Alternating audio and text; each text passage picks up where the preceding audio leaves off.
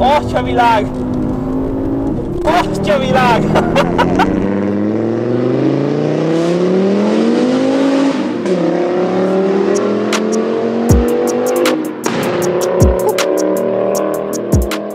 Sziasztok, én Walter vagyok, és ez pedig itt a Rubber Ride. A kamera mögött Balázs és Max, és az elmúlt 2 hónapban egy kicsit eltűntünk, de valójában mégsem, egy csomó háttér dolgot csináltunk nektek, és hát a jó autókat ilyenkor általában el szokták rakni pihenni a garázsba. Most viszont kijött a jó idő, és igazán különleges autót hoztunk nektek, méghozzá a festői Olaszországból, ami nem más, mint egy Fiat Coupé, a nagyon ritka 5 hengeres, 20 szelepes motorral, ráadásul turbóval. Kezdünk!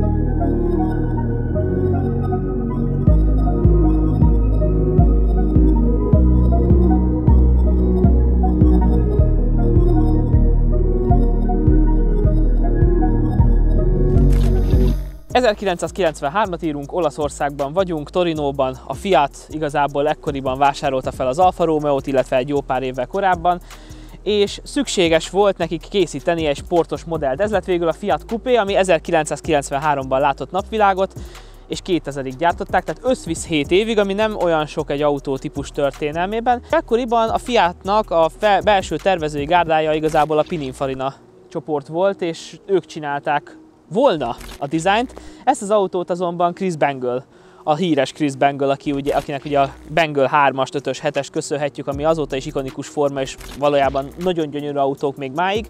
A külső neki köszönhető, pedig az oldalán az autónak egyébként Pininfarina logó szerepel. Emiatt gondolhatják azt nagyon sokan, hogy ez egy Pininfarina tervezésű autó, de a Pininfarinának volt köze hozzá, és a belteret a Pininfarina csoport tervezte. Így sikerült egy jó kollaborációból létrehozni ezt. Hello, szia! Szia! Nagyon, hát én nagyon örülök neki, hogy elhozta ezt az autót, én egyszerűen oda vagyok az olasz autókért. Szerintem ez egy gyönyörű forma, és rögtön bele szeretnék csapni a lecsóba. Te neked milyen kötődésed van az olasz autókhoz? Őszintén megmondjam, ezt édesanyámnak köszönhetem, mivel volt nekünk régen egy Fiat Bravánk, azt igazából rám hagyta. Na hát én ezt nyüstöltem, mint első autómat, jogosítvány megszerzése után. Hát sajnos abban egy motorhiba véget meg kellett válnom tőle. Elkezdtem spórolni, kinéztem egy nagyon szép, szintén pirosat, és akkor azt úgy, mint első autómat megvásároltam. Az is nagyon szép felni volt alatta, kicsit le volt ültetve, szép darab volt, hál' Istennek megmentettem. Tehát nem gyári volt, hanem azért az 1.6 szívóbenzin volt, szóval az csak egy 1.6-os szívóbenzin volt, és igazából innen indult az egész olasz vonal, hogy maradnék ezen az olasz vonalon, meg valami kicsit erősebbet, kicsit jobbat, és akkor nézegettem, és akkor Instagramon találtam, hogy van 5 hengeres turbós, meg 5 hengeres szívómotor. Teszem hozzá, ez nagyon ritka. Igen, tudtommal ebből nem nagyon sok gurul. Ebből se... Sima 4 hengeresekből, 16 szelepesekből már talán egy kicsit több. Se Bravából, se Marából nincsen sok, de 1-2 azért még akad itthon. Itt elkezdtem informálódni, ismerősöket keresni, stb., hogy is lehetne ezt megcsinálni, vagy esetleg motor cserélni benne, vagy esetleg van-e itthon ilyen. Ki lehetne cserélni, de ugye papírozás, meg a vele járó dolgok. Akkor arról lemondtam, azt akkor jött az, hogy esetleg egy turbósítás az 1.6-ra, azt végképpen engedtem, akkor az, hogy turbósítsunk egy 2 literes, 20 szelepes 5 hengeres motor. Végül azt is elengedtem, mivel sajnos nem tudom magamnak szerelni olyan szinten, amit igényelt volna.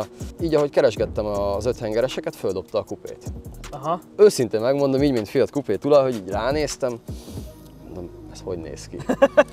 Őszinte leszek, ez volt első benyomásom. De amúgy bocsánat, hogy közben sok olasz autónál így van egyébként. Igen. Először nem érted, Igen. nem érted, aztán elkezded úgy, egyre többet nézegeted, és aztán így rájössz. Így Tehát egyébként pont egy jó példa, hogy az Alfa Giulia az új, igen, ami szerintem gyönyörű, és engem az elejétől fogom megfogod, de tudok olyan példát, aki azt mondta, hogy hát nekem ez annyira nem, ez annyira nem adta össze, és akkor így elkezdte nézni, és egy év múlva lett egyet. Ja, szóval, hogy ugyanez, nézed, és akkor ez egy ilyen őszinte szerelem tényleg, mint egy kapcsolatban, hogy azért bele kell ezt szeretni, meg kellett szokni. Ezt az autót nagyon sokan lakossági Ferrarinak is hívják nyugati országokban, ami nem véletlen, hiszen hogyha megnézzük, akkor ez az autó azért egy sportos, főleg így pirosan, főleg ezzel az Abarth logóval, ami itt rajta van, teljesen indokolt a lakossági Ferrari kifejezés. Ennél az autónál pedig egyébként kifejezetten az, hiszen ez az autó hát mondjuk ki, hogy nem gyári, ezen van egy kis építés, viszont minőségi építés, jó építés, és csak a hasznára válik ennek az autónak. Jézus! Úristen!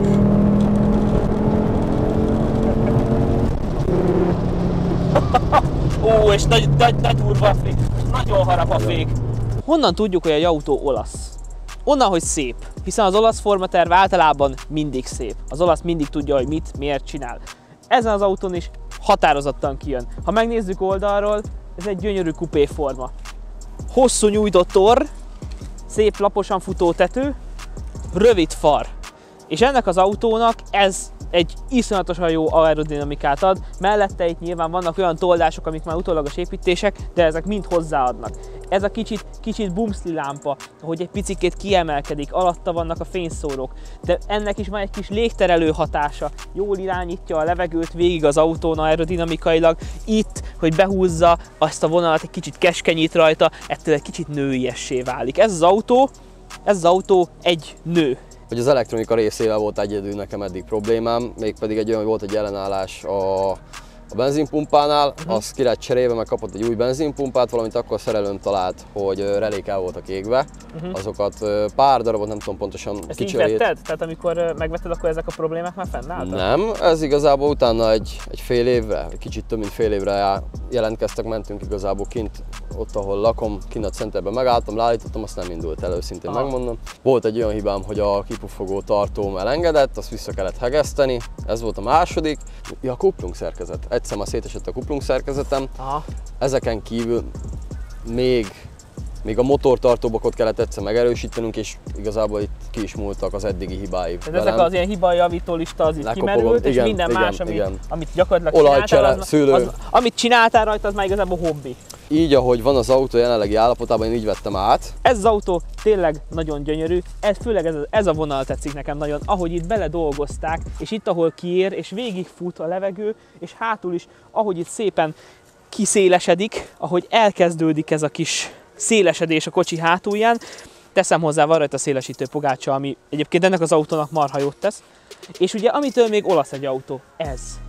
Hát ez a finoman szólva Melbimbo imitáló indexlámpa, de a korabeli Alfa Romeo-kon is nagyon sok helyen ilyen volt, és ennek az autónak is iszonyatosan jól áll. De még a tükörben is van egy kis áramlásterelő, szóval itt minden arra van alárendelve, hogy ez az autó tépi az utakat. Ennek ellenére azt gondolnák sokan, hogy ez egy hátsókerekes platform, ez nem, ez egy elsőkerekes. Az autónak, ami itt a különlegesség, ugye itt van ez, hogy Pininfarina. A Pininfarina az egy nagyon-nagyon régre visszanyúló olasz formatervező csoport.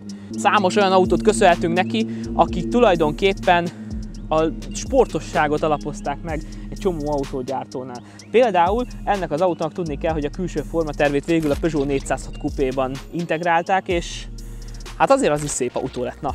És ez kellett is ide, hiába Bengal, Pininfarina az Pininfarina. Minden olyan autó, amire ez rá van rakva, általában jól is néz ki. Egy egyszerű, igazából turbót legyen egy 55-ös cső, végig egészen a hátuljáig, középen van a katalizátor helyette egy gázgyorsító, a végére meg esztergáltattam igazából egy csövet, ami 50-ről kinyílik 90-re, és az van kivezetve. Ennyi.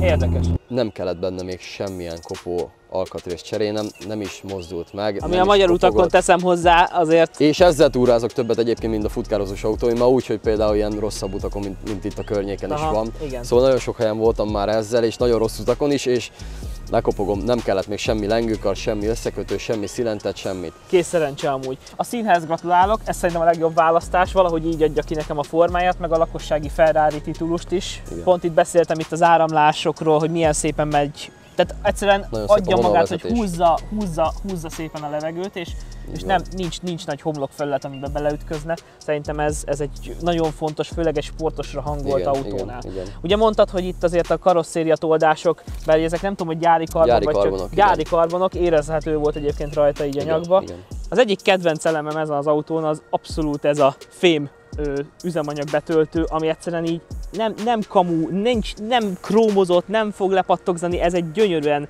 megmunkált, valódi fém, jó, kemény, vaskos, és olyan igazi sportautó feelingje van, én ezt nagyon-nagyon szeretem ebbe az autóba.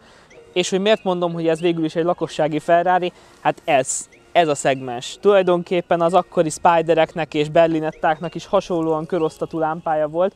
Ott mondjuk egy kicsit egymás mellett voltak, de ez az abszolút 90-es évek stílus. Nekem ez nagyon tetszik. Ugye az olcsó. Hát a műanyag, igen. Hát ez olcsó műanyag. Adod azt? Ennyi baj legyen. Ja. Berakom ide majd inkább, mert az ki szokott esni. Ja, addig, amíg ezt hagyja el magát, és még nem a futómű. Ja.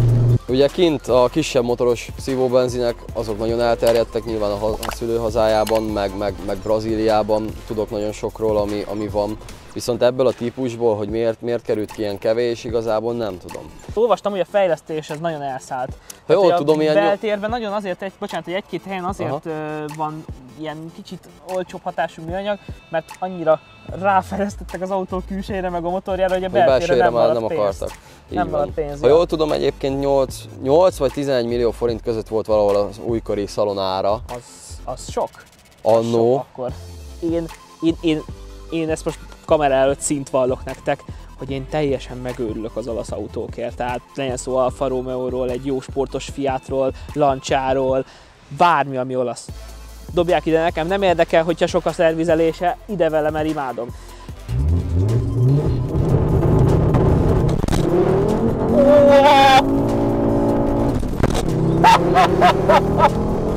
Atyavilág! És hogy nem szakad szét? Ez elképesztő. Atyavilág! 2-3 évvel ezelőtt nagymamám panaszkodott, hogy ellopták a kályhacsövét, szerintem megtaláltam. Tehát ez itt, hogy mondjam, amikor kérdezik, hogy mi nem gyári az autón, hát ez így konkrétan ebben egy teniszlabda elfér. Nekem nagyon tetszik, ez gyönyörű ez az építés, ez az utólagos diffúzor, valószínűleg funkciót úgy nem igazán lát el, hiszen alul azért megkeringetődik a levegő, mivel nem síkpadlós az autó, de nagyon szép integrálás, és egyébként ez egy iszonyatosan jó munka. Tehát ez az, amikor arra azt mondom, hogy amikor az autótól nem elvesz, hanem hozzáad egy építés, ez az ékes példája. 97-es évjáratnál van az, hogy el szokott repedni a leömlő, a gyári leömlője. Igazából csak a 97-es? Csak a 97-es évjáratnál. Ezekben ugye gyárilag hengerénkénti leömlő van, meg erősített. Motor belsőben például, ami nagyon fontos, ezt a szerelőmtől hallottam, a hajtókar csapágyak, valamint a csavarjának a cseréje igazából. Úgy fogalmazott ő, hogy az a szíve lelke a motornak, tehát azt nagyon érdemes cserélni időnként, nem sokat várva vele. Gazdagabb leszek még így is az autó, mert mindig tud valamit hozzáadni. Mindig tud valamit mutatni, valamit tanítani. Nálam is csak garázsban volt, az előző tulajnál is, valamint még egykor, nem tudom, hogy ez az előző előtti tulaja, a Megyópap, őt nagyon sokan ismerik itthon ezáltal a kocsi által.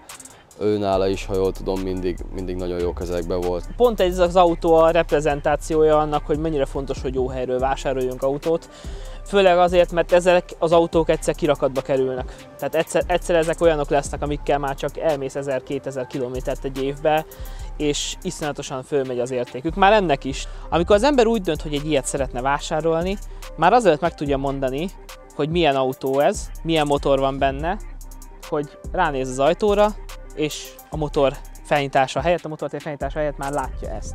Nem egy sima, egyszerű 20 szerepes 5 hengeres, hanem ez a Turbo Plus. Turbo Plus. Mi a különbség a Turbo Plus és a sima Turbo között? Ez nem tudom egyelőre feloldani a kérdést. Igazából először kezdeném akkor a féknyergek, ugye piros nagy Brembo féknyergekkel jöttek ki. Beltérben lesz majd a kilométer/óra, az 280-ig van órázva, nem 260-ig, mint az előtte valókba. Valamint ugye gombos indítás, egy szürke gombbal, vagy igazából nem tudom pontosan, hogy milyen színű, de ha jól tudom, mindegyikbe szürkével jött ki. Valamint hátul ugye a krombeöntő sapka, a tankoló sapka. Az a sima turbón nem volt? Nem. Érdekes amúgy. Simán nem. Érdekes. Ez csak a plusznak a érdekessége. Tudom nem észrevenni, hogy itt volt egy hátsó szárny. Igen, sajnos. Megvannak a helyei. Sajnos azt még orvosolnunk kell, de hát ennyi idős autónál mindig van valami. De ugye, hogy jobb szárny nélkül? Ugye? Sokkal jobb. Sokkal jobb. Volt közvéleménykutatás is róla, nagyon sokan mondták azt, hogy jobb az is szárny nélkül. Mármint a gyártó részéről volt kérdés? Nem. Ismerősök igazából, hogy az olasz emberek, vagy olaszos emberek közül. Jobb az így a letisztult forma, jobb szerintem. gondolom szoktatok összejönni azért páran, akik hasonló autókkal vannak, úgyhogy... Igen, sajnos nem vagyunk sokan aktívak itthon, nem tudom, ilyen 10 pár ember, de ugye nagyon elszórtan. Aha. Nagyon elszórtan vagyunk, igazából ezek a nagy olasz találkozók azok, amikor összeszoktak úgy ezt a kis magot úgymond összehozni. Tibi, kérlek, nyissuk fel a reaktorteret, nézzük meg, hogy mit találunk ez alatt. Közben pedig bátorkodom megkérdezni, hogy ez gyárilag hány lóerős, illetve, mivel azért van benne módosítás, ez nem gyárilag tudtok-e valamit a lóerőkről jelen pillanatban? Hát a gyári lóereje 220 lóerő volt akkoriban, ahogy kijött. Newtont azt őszintén megmondom, nem tudom, 300-400 körül valahol, nem tudom pontosan mennyi volt. Jelenleg pedig, mivel ugye nagy szerviz előtt állok, meg egy pár úgymond már hibácskája van, ilyen 300, ha megvan, akkor nagyon boldog vagyok. Turbóban van baj, megértem, 5-6 éves rajta a turbó, 5-6 éve rajta van. Persze. Azért azt nézem, hogy itt már sok hely nincsen. Én láttam ebből a kisebbiket, ugye a 4 hengeres 16-ost, ott azért egy kicsit szellősebb. Itt azért jól be van ez építve. Látszik, hogy ezt pont arra találták ki, hogy ennél nagyobbat már nem tudsz belerakni. Meg azt vettem észre, és ez is valószínűleg azért itt rásegít arra, hogy mivel most ugye első kerékhajtású autóról beszélünk, hogy jól be van döntve a motor. Ez látszik, hogy nem egy ilyen viszintes, hanem egy előre döntött motor. Elvileg ez miatt nincs ez a nagyon ortolóssága az autónak. Nincs. Meg ugye sperdifűvel. Meg sperdif is. Gyárilag, tehát nagyon jó. Hallod? Amúgy nem én vezetek meg, de ver a víz. Engem is. Hatya világ!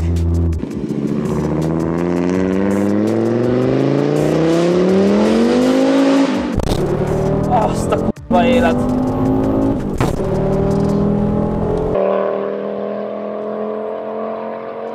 Hát beérkeztünk a beltérbe, ami tulajdonképpen azért viszi tovább a külsőt.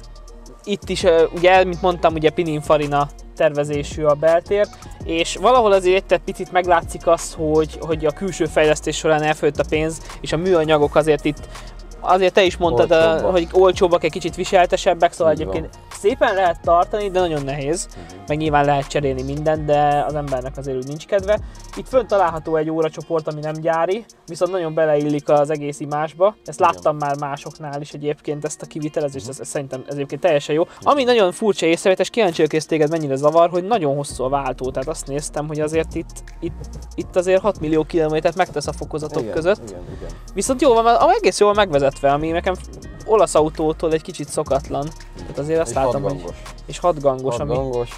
Igazából megszoktam egyelőre ezt benne, jobban szeretem, ebben a kocsiban ezt szoktam meg.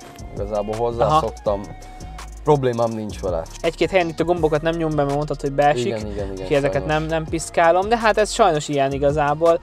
De most olaszos. Viszont cserébe az olaszosságnak megvan az előnye is, hogy ez az ülés, ez valami fantasztikus. Nekem ez nagyon tetszik, jó hurkás. Ha már itt beszéltünk, hogy van egy kis indítógomb, szerintem azért egy beindítást azt abszolválhatunk. Természetesen, csak nyugodtan.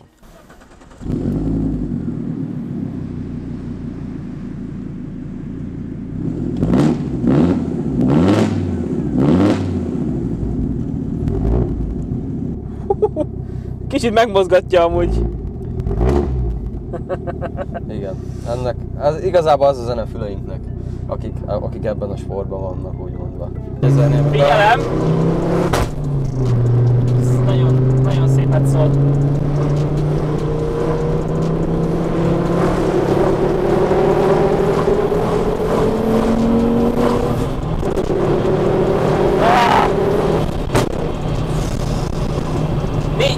Négyezer tájéka, ott oda van, de ez direkt úgy van programozva, hogy az 4000 környékén szólaljon meg. Így van. Összegzésképpen ez egy fantasztikus autó, hihetetlen mehet dinamikával, gyönyörű hanggal, egy igazi olasz történelmi csoda, és kár, hogy nincsenek már ilyen autók, de szerencsére van egy közösség, ahol jó páran vannak még, és ez a legfontosabb, hogy egy közösségnek a részesei legyünk, hiszen amíg van közösség, addig van autó iránti szeretet is. Tibi, nagyon szépen köszönöm, hogy elhozta ezt az autót. Nagyon szívesen, köszönöm a meghívást. Gyönyörű, tényleg, és sok-sok balesetmentes, de izgalmas kilométert kívánok. Szépen. Nektek pedig nagyon szépen köszönöm a figyelmet, hamarosan jelentkezünk egy újabb videóval, kövessetek minket YouTube-on, Instán, TikTokon, Facebookon, mindenünk is van. Hamarosan találkozunk, addig is, pacsi!